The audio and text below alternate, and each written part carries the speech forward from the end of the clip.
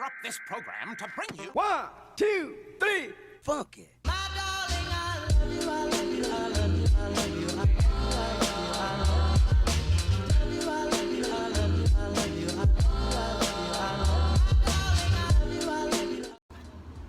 Hi, it's Sam. Welcome back to my channel. For today's video, I'll be thrift flipping. Special thanks to Emma saying for teaching me how to pronounce thrift. I'll be nakalimutan ko agad. I'll be thrift flipping these clothes.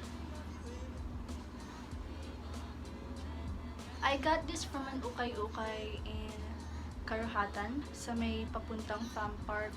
I don't have any footage of the ukay store because nasama lang ako that time, and yeah. So if you wanna know how I transform these ukay finds, just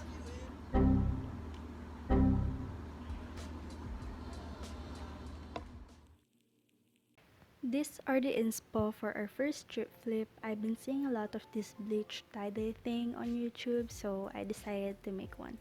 So first you're going to wet your shirt, not soaking wet, just damp. So as you can see here, I'm squeezing the excess water so that it's just damp.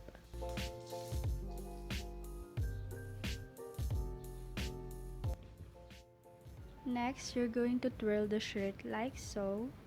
This will give your shirt the spirally design. I tied mine with a small elastic for hair, but you should use a rubber band because it does the job better.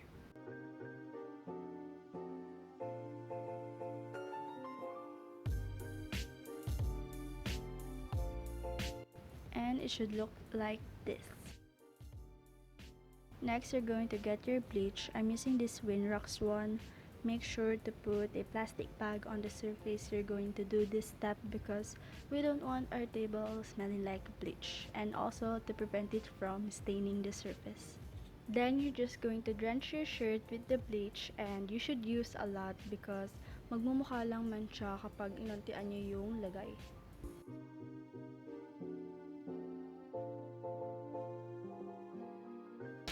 Gloves ko. Oops! And that's a time lapse of me dancing to Harry Styles' Kiwi, and you can see the shirt doing its thing already. I also drenched the back of the shirt and I let mine sit for 10 minutes, and this is how it looked like.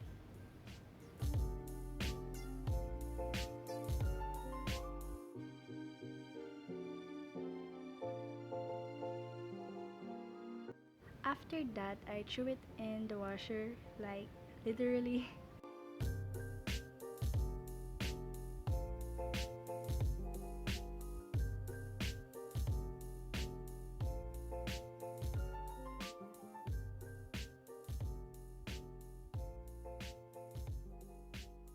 You don't need to watch it while it washes, but that's what I did.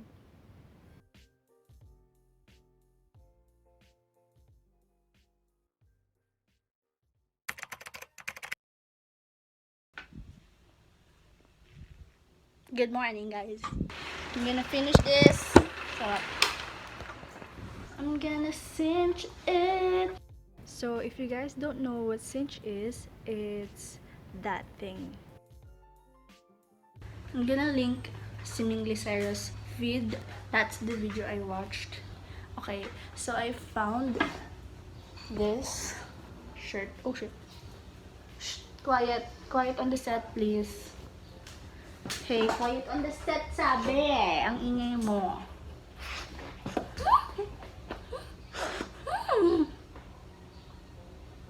So I'm gonna cut this. This is... So what I was trying to say is that I'll cut 2 thin strips of an old shirt, which I'll be using as ribbons. I'm gonna use tape para mas pantay.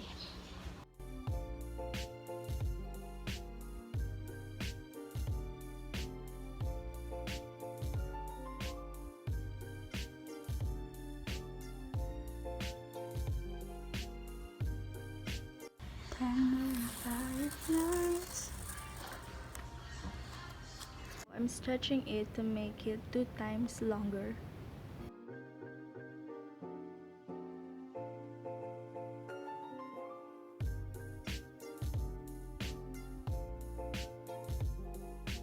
So I'm also cutting this shape of an old shirt which I'll be attaching to the side of the shirt.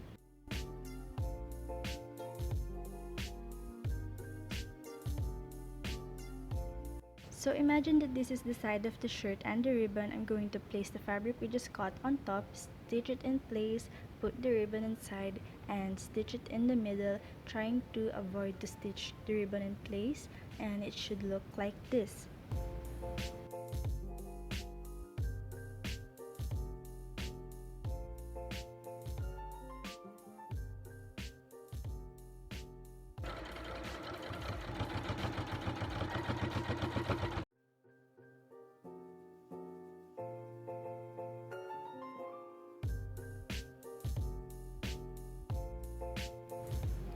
And as you can see, it worked, but I wasn't happy on how it looked on me when I tried it on, so I decided to crop it.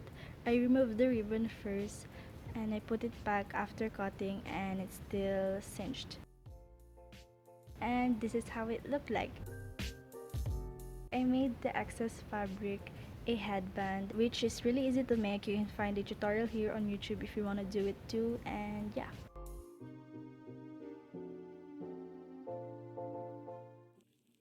The next item I only bought because of the color, but it has this embroidered patch thing which I don't like, so I never wore it. So what I'm doing here is I'm cutting the sleeves off cleanly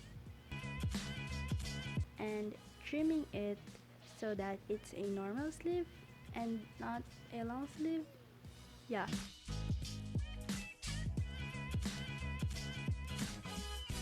And then I cut this shape of the polo front and back, so I have 2 pieces of this, and by now you should have all these pieces. I hemmed the upper and lower part of all the fabric, and as you can see, I'm ironing it first so that it will be easier for me to hem.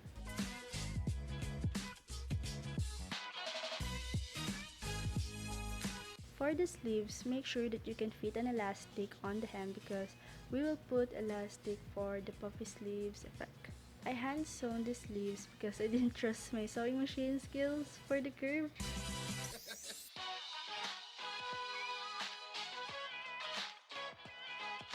Then I used a safety pin to insert the elastic through the hem.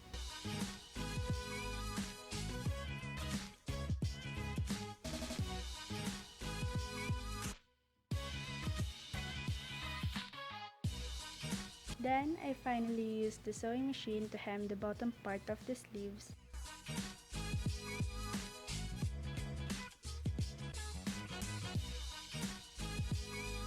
You're also going to insert an elastic on the bottom of the sleeves.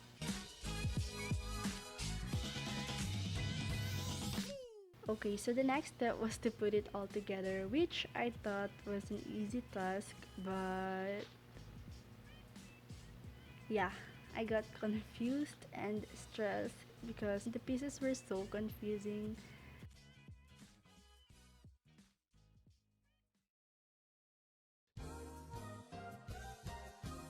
So I just time-lapsed me sewing and trying to put it all together, trying to make sense of it while being stressed because it looks stupid and I look stupid.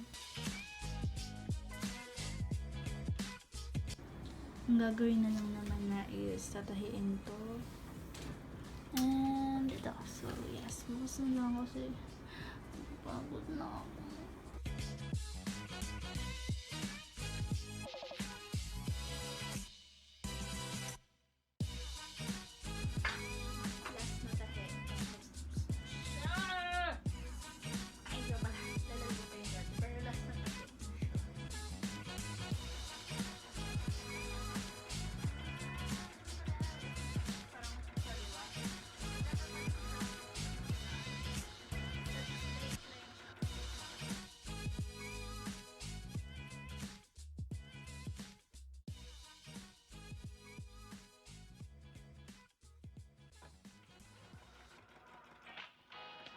So I'm sewing the sleeves short here, but hi guys! So, tapos na siya eh.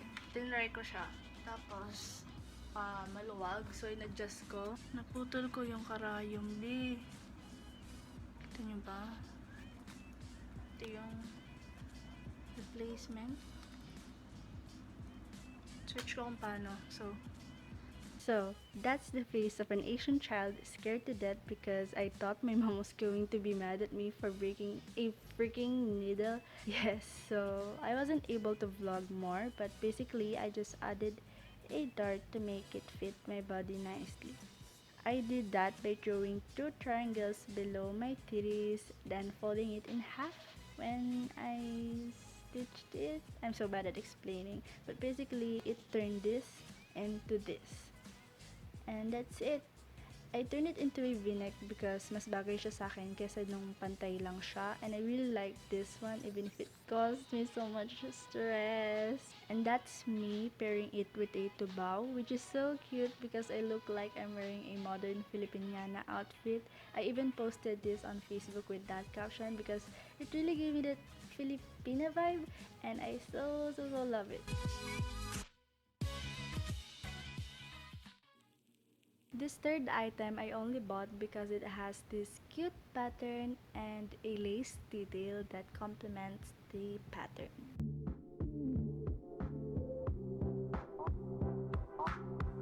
Ito na yung last kong gagawin. So, ang una kong gagawin ay kukuha ko ng flat na fabric from here. So, I'm gonna do that by using a seam ripper and alisin ko yung tahi niya para makuha ko ng isang malaking tela kasi I'm gonna shear it. Ang ginagawa ko, gumagamit ako ng seam ripper and kita niyo yan. With the help of the seam ripper, ayan, tatanggal ko lang siya isa-isa. Actually, dinadoble ko minsan para mabilis. Ganun lang guys. Hanggang nakuha ko na yung tela na to. Itong sa baba. So, ang plan ko guys, nung una, is ganyan siya, yung itsura niya. So, imagine nyo naka-sheer na to. Ganyan. Tapos may lace pa rin sa ilalim. Pero naisip ko, parang ang hirap kasi hindi pantay-pantay yung tela. And, so, what if itong lace na to yung gawin kong strap? Diba ang cute? So, I'm gonna do, currently, ito siya. Ganyan. Hindi siya pantay-pantay. Which is mahirap siyang i-shear. So, tatanggalin ko yung lace at gagawa ako ng isang straight na rectangle at doon ako maglalagay ng garter. So,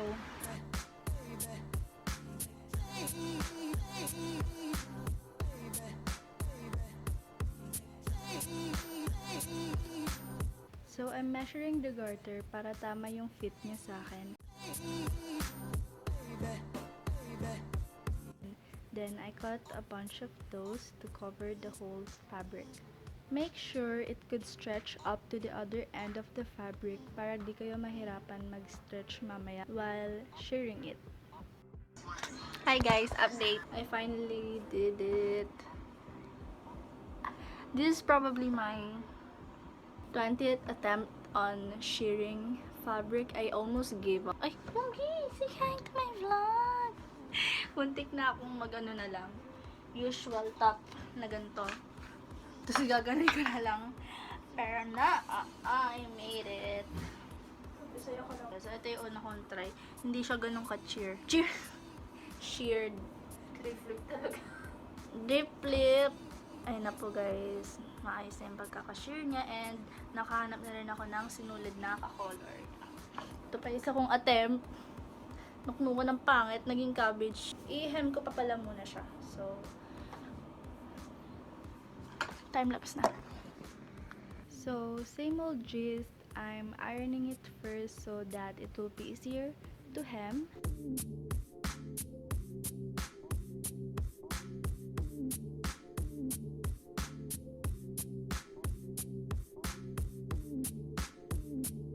Then, I got some pin and I pinned the ends of the garter to the ends of the fabric and I actually sewn it in place because I didn't know how to work with pins and sewing machine at once.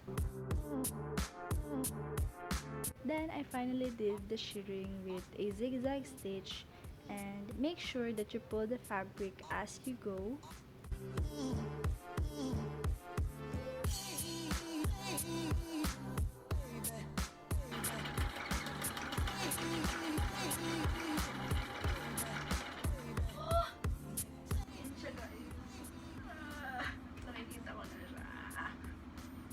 Okay na yan.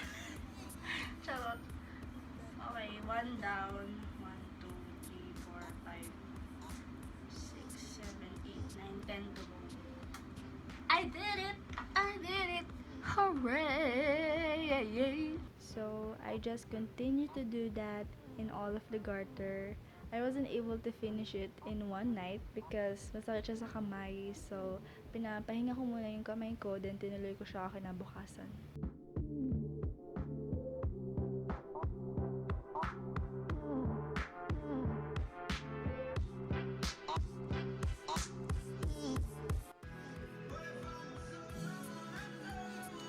Wait lang, Harry. I'm gonna explain to my vlog. So, this is what happened. Tapos ko na siya. And nagkaroon ako ng issue dito sa baba. Dito sa gitnang part. Kasi I lost control. Hindi ko lang paano nangyari yan. Hindi naman na akong ayusin. So, I think it's a happy mistake. Happy mistake ba yung sasabi ni Bob Ross? We have happy accidents. Basta yung sasabi ni Bob Ross. Kasi, look. Ito yung itsura niya sa harap. Actually, hindi siya ganun noticeable. Pero, yung itsura niya, I think it's perfect for my flat boob. Look at that. Look at that! Boob, boob. Kulang na lang is yung likod. Kasi ito lang siya, front and strap. So I just used the shirred fabric as a guide on how big my back fabric should be. Then I cut that piece. Ang gagawin ko is Right sides together. I hemmed it first.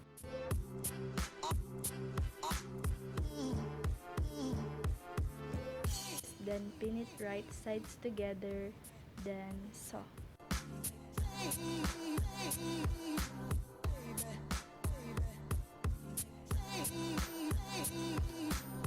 And this is how it looked like. I tried it on and it was loose on the bottom, so I added a dart on the back.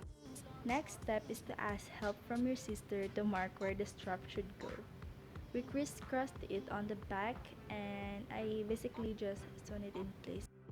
I'm not going to show you an after footage because I'll be showing you a full before and after montage after this clip.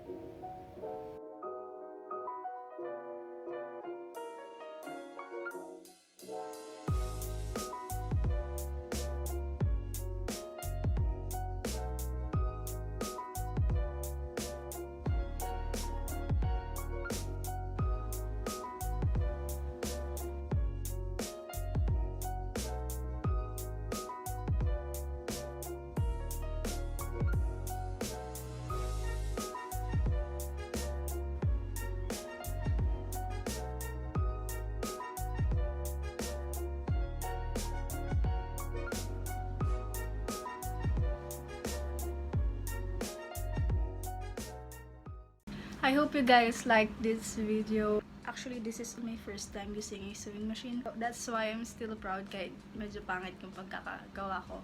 If you guys can see, it's very junky. Kung lalapit kayo, pangit yung ibang tahi dyan. So, it's a money. Like this video if you want a part 2. That's for part 2 because I have more ukay clothes that I haven't done anything to, and I also haven't worn because I don't know why I'm a hoarder.